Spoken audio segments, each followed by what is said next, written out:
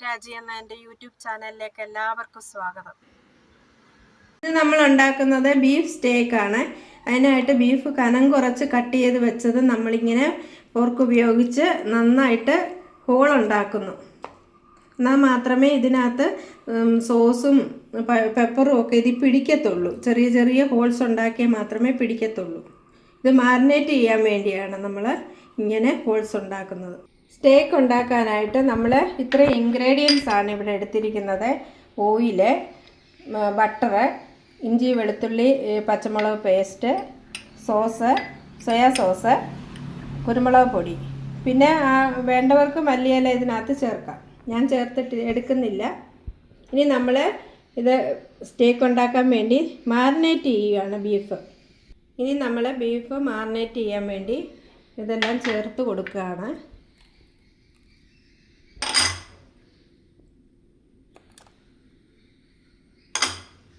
ഞാൻ ഒരല്പം കാശ്മീരി ചില്ലി ചേർക്കുന്നുണ്ട്. വേണ്ടവർക്ക് ചേർക്കാം. ഞാനൊരല്പം ചേർത്ത് കൊടുക്കുന്നുണ്ട്.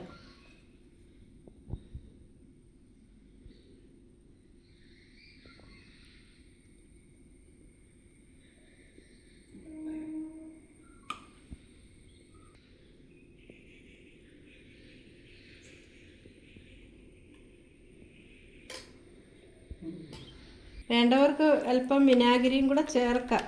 വിനാഗിരി ചേർത്താൽ പെട്ടെന്ന് ഇത് വെന്ത് കിട്ടും. ഞാൻ ചേർത്തിട്ടില്ല. ആവശ്യമുള്ളവർക്ക് അല്പം വിനീഗർ ചേർത്താൽ വെന്ത് കിട്ടാൻ നല്ലതാണ് വിനീഗർ. മാറിനേറ്റ് ചെയ്തു. ഇനി ഇത് 2 മണിക്കൂർ മാറ്റി വെക്കാം.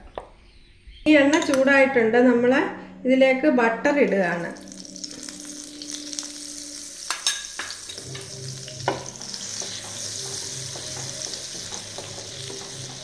ഒന്ന് ഉരുകി വരുമ്പോഴത്തേക്ക് നമ്മൾ മാറിനേറ്റ് ചെയ്ത് ബീഫ് ഇതിനകത്തോട്ടിട്ട് ഫ്രൈ ചെയ്തെടുക്കണം. നല്ലോണം വേവണം. ബീഫിന് വേവ് കൂടുതലാണ്. ഇതിലേക്ക് ഇനി ബീഫിട്ട്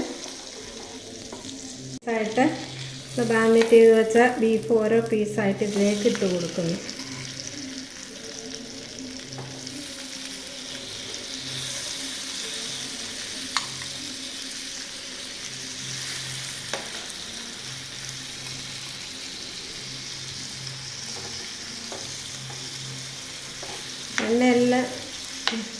എണ്ണയും ബട്ടറും ഒക്കെ ഇതിനകത്ത് പിടിച്ച് കിടന്ന് നല്ലോണം വേവണം.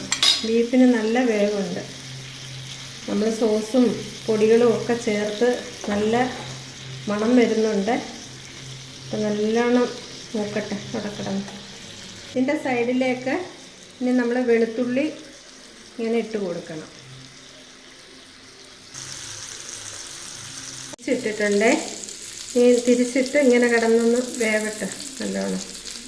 ഒരു അരമണിക്കൂർ വേവുണ്ട്. ബീഫിന് വേവ് കൂടുതലായതുകൊണ്ട് അരമണിക്കൂറോളം വേവണം കിടന്ന്. നമ്മുടെ ബീഫ് സ്റ്റേക്ക് ശരിയായിട്ടുണ്ട്. നമുക്കിനി ഇതിന് മുകളിൽ അല്പം ഇത് തണുത്തിട്ടുണ്ട്. അപ്പോൾ അതുകൊണ്ട് അല്പം ഹണി ഒഴിക്കാം. ചൂടോടെ ഹണി ഒഴിക്കണ്ട. തണുത്തിട്ട് ഹണി ഒഴിച്ചിട്ട് നമുക്കിത് ഗാർണിഷ് ചെയ്ത് വെക്കാം. നമ്മുടെ ബീഫ് സ്റ്റേക്ക് റെഡി ആയിട്ടുണ്ട്.